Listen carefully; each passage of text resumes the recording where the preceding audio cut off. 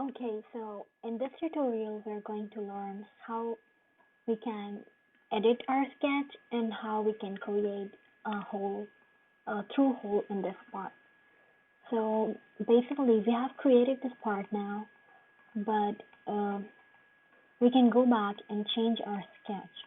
So you see in this tree here, this sketch one, this is our basic sketch that we extruded.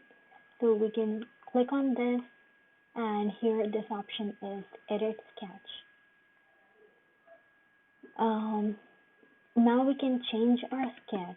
So we're going to create a circle on this plane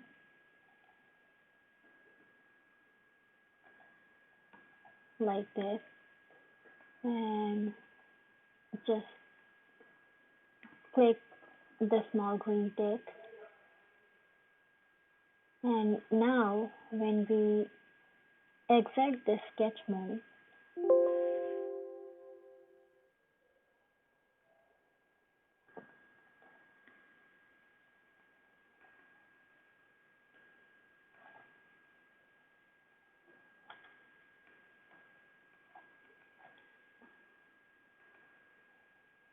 you see a hole is created in this part.